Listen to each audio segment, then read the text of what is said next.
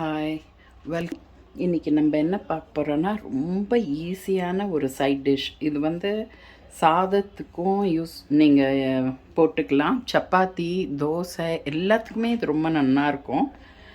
And வயிற்று ஒன்றுமே பண்ணாது.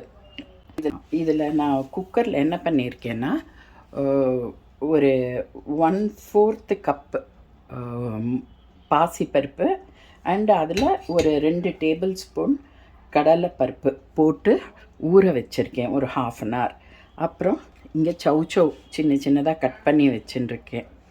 இதை அப்படியே இதில் போட்டுக்கிறேன்.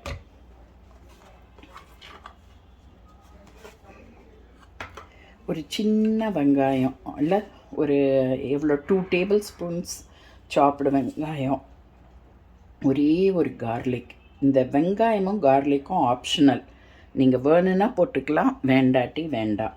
ஒரு பச்சை மிளகா, நீங்கள் காரம் ஜாஸ்தி சாப்பிடுவீங்கன்னா நிறைய பச்சை மிளகா 2 போட்டுக்கலாம். பட் இதுக்கு நான் 1 தான் போடுறேன். கொஞ்சோண்டு பெருங்காயம், ஜீரகம், கொஞ்சம்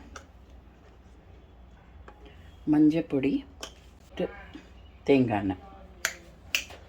தேங்காய் எண்ணெய் பிடிக்காட்டி நீங்கள் நெய் விட்டுக்கலாம், ஆர் எனி அதர் ஆயில் நீங்கள் விட்டுக்கலாம். நான் இன்னும் கொஞ்சோண்டு தண்ணி விட்டுக்கிறேன். அப்புறம் உப்பு,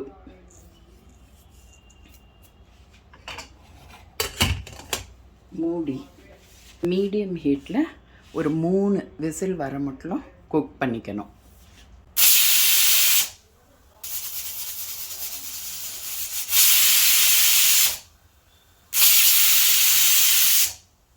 மூணு விசில் வந்தது கொஞ்சம் சின்னதாக்கி 1 மினிட் வச்சுட்டு ஆஃப் பண்ணிவிடுங்க. இப்போ இது குக்கர் டவுன் ஆகிடுத்து. இதை ஓப்பன் பண்ணி பார்க்கலாம்.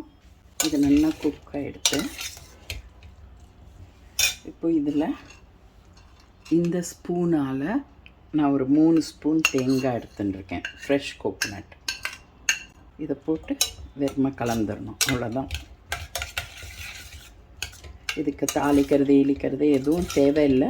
ஆனால் உங்களுக்கு வேணும்னா கொஞ்சம் ஜீரகம் நெய்யில் தாளித்து கொட்டலாம்.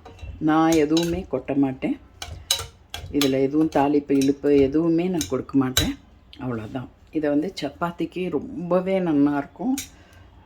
நம்ம ஏதாவது ஒரு நாளைக்கு வெறும் ரசம் பண்ணியிருக்கோம், சைட் டிஷ் வேணும்னா சாதத்தோடையும் இதை சைட் டிஷ்ஷாக நீங்கள் யூஸ் பண்ணிக்கலாம். ரொம்ப டேஸ்டியாக இருக்கும். செஞ்சு பார்த்துட்டு உங்களோட கமெண்ட்ஸை கொடுங்க.